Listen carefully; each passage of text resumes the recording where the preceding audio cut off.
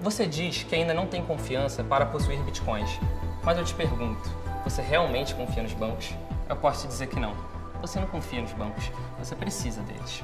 Um dia, os bancos foram as ferramentas mais eficientes para armazenar e realizar a troca de valores.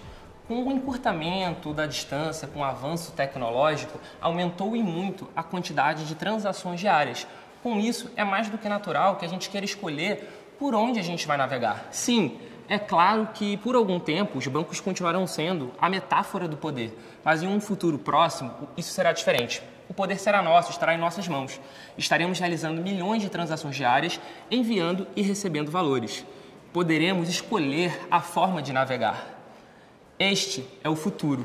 Se você ainda não escolheu o seu, eu te convido a navegar junto com a gente, a estender as cordas do hoje, porque dinheiro é fluxo, é câmbio, é troca, é abundância.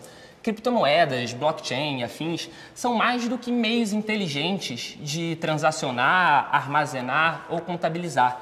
É mais do que dinheiro. Não precisamos de terceiros, não precisamos de banco. Somos a nossa própria wallet.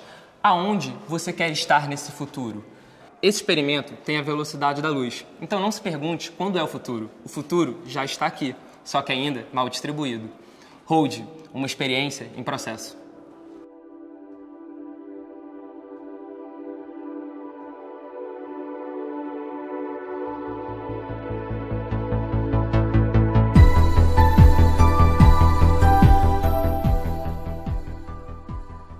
Fala, Rama. Tudo bem? Tudo bom? Curtindo a vista aí do Rio? Pô, curtindo, cara. Bonita. Dizem que daqui de cima dá pra ver até o futuro das criptomoedas, cara. Tomara, né? Falando em criptomoeda, a gente está bem interessado em saber sobre a sua história nesse cenário, nesse mundo cripto, na criptosfera. A gente sabe que o Bitcoin, que é a criptomoeda descentralizada, ela foi criada em 2008 como uma clara resposta à crise econômica que o mundo vivia naquele instante, certo, e expôs realmente as fraquezas do sistema financeiro. Então a gente quer saber como você entrou, o que você viu de interessante, qual é a sua história? Cara, eu conheci o Bitcoin em 2013, né? E entrei de cabeça mais ou menos nesse meio também. E o que me deixou mais instigado em estudar mais foi o simples fato dele eliminar o terceiro. Sim. Né? De você não ter a necessidade de um terceiro para algumas transações financeiras. Perfeito. E o que eu achei mais interessante é que, como ele é anti-censura, você consegue bancarizar, vamos chamar assim, qualquer pessoa no sistema financeiro. Sim, você consegue englobar qualquer pessoa do mundo exato, no sistema exato. realmente único. E o outro pilar que eu achei muito interessante foi a questão da autorresponsabilidade Sim. com o seu recurso financeiro. Perfeito. Então, que você vai se controlar, né? Você vai se responsabilizar por isso. Você não vai ter mais o terceiro para você jogar a culpa. Ah, perdi meu dinheiro, foi o fulano, vou jogar a culpa nele. Não, você não tem isso. Você tira essa entidade centralizada. Exato, porque você não tem essa necessidade. Então, isso eu achei muito bacana. Isso que me interessou mais ainda, estudar, ir atrás, pesquisar, enfim. Foi basicamente isso, Paulo. Então foi assim que você começou nesse mundo cripto? Exato, foi exatamente isso. Mais a questão da autorresponsabilidade mesmo. Perfeito. Então, Ramon, um dia desse eu estava conversando com um grupo de amigos meus e eles me falaram uma frase muito legal, que foi: os homens criam as ferramentas e as ferramentas recriam os homens. Como é que você acha que as criptomoedas, o Bitcoin de uma forma geral, estão recriando nós, seres humanos? Você acha que está acontecendo algum tipo de mudança? Cara, acredito que sim. Porque o Satoshi, quando ele fez o paper, a única solução que ele tinha encontrado era o envio de recurso financeiro de ponta a ponta, sem necessidade de nenhum terceiro. Perfeito. Então você consegue enviar ali dentro. Só que conforme as pessoas foram usando, as pessoas foram utilizando o código e tudo mais, estudando, perceberam que ele funcionava muito bem porque ele tinha uma cadeia de blocos dentro dele, validando as transações e tudo mais. E perceberam que, na verdade, a grande mágica é o famoso blockchain. Então, a gente fala que o blockchain, na verdade, ele foi descoberto, ele não foi criado. O Satoshi ele nunca citou esse termo. Né? E graças ao blockchain, você consegue fazer qualquer tipo de validação sem a necessidade de um terceiro.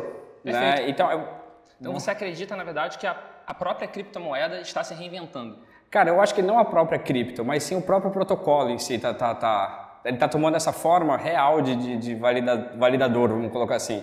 Poxa, hoje você consegue ver que você não precisa de nenhum intermediário para fazer absolutamente nada. Hoje, por exemplo, você não tem nenhuma necessidade de ir num cartório autenticar um documento, se aquele documento é verdadeiro ou falso. Perfeito, existem soluções hoje implementadas em cima Pois da bem, blockchain. exato, existe isso e o mais mágico é que você acaba reinventando toda a sociedade e até o próprio protocolo nesse sentido. Perfeito. Então, Ramos, se a gente colocar numa trilha certinha, né, numa timeline de adoção do Bitcoin, das criptomoedas de uma forma geral, a gente consegue ver que no início eram muito mais entusiastas, desenvolvedores, cypherpunks de uma forma geral, né, que buscavam utilizar tecnologias de criptografia como uma forma de resistência política e social. Alguém resolveu fazer uma moeda global, sem censura e sem intermediários, que foi o Bitcoin, que é justamente uma resposta ao sistema financeiro vigente. Apesar de tudo isso, né, a gente consegue ver até hoje muitas pessoas agarradas, presas no sistema financeiro anterior que continua sendo o vigente, mas que a gente não sabe até quando essas pessoas vão continuar aí. Porque será que elas estão esperando que um anúncio na televisão sobre essa revolução, sobre essa mudança? A blockchain, ela evoluiu muito desde do surgimento do Bitcoin. Hoje em dia ela já é capaz de processar milhares de transações por minuto. O que você acha? Que tem alguma relação a adoção em massa com o desenvolvimento da tecnologia do blockchain? Ou você acha que são duas coisas completamente separadas? Cara, eu acho que são vários pontos a ser discutido, né? Eu acho que a adoção ela vai acontecer de uma forma muito orgânica. Perfeito. As pessoas vão acabar utilizando meio que sem perceber. Né? Só que para isso acontecer, a gente precisa discutir o método de adoção do criptoprotocolo. Perfeito. Né? Como que a gente vai conseguir fazer isso? Então, acho que girar essa chave vai ser uma grande valia. Né? Um outro ponto também, se a gente for parar para ver, é que nós temos uma sociedade um pouco que rola uma certa censura. Então, a gente tem censura em alguns pontos e por aí vai. E nós temos agora criptoprotocolos que quebram esse tipo de censura. Sim. Então, eu também acredito que vai ter essa questão da dor da sociedade. Eu quero algo que eu consiga me expressar, fazer o que eu quero, sem a necessidade de... Ou seja, que vai surgir muito de acordo com a demanda da sociedade. Exato. Mas eu acho que a sociedade como um todo, ela vai atrás disso.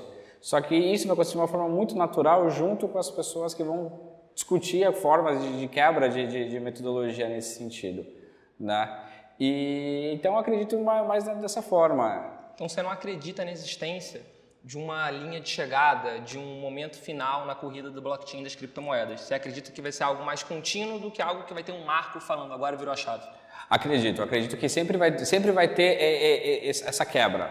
Então, tipo, poxa, resolvemos essa metodologia, mas vai vir uma outra metodologia ali, vai vir uma outra dor ali, e ali a gente vai conseguindo trabalhar isso. Então, a gente já está acontecendo isso, para parar para ver. Então, o Bitcoin veio com essa questão da censura e tudo mais, e no meio do caminho foi se achado uma dor dentro do protocolo de blockchain, que era a questão da governança. Como que se chega num consenso dentro de um lugar totalmente descentralizado? Perfeito. Você não tem um centralizador ali que fala... não tem uma entidade, né? Pois bem, não tem como, não tem isso. Então, o próprio ecossistema dessa criptosfera conseguiu achar uma solução de governança descentralizada.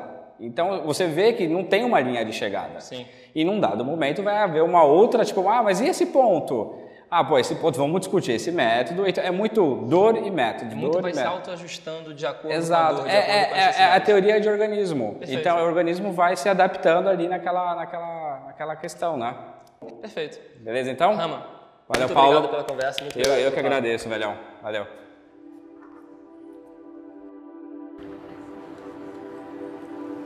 Techs, Geeks e os Caretas. Hold é o canal. Tem muita coisa para contar que ainda não te contaram. Você duvida?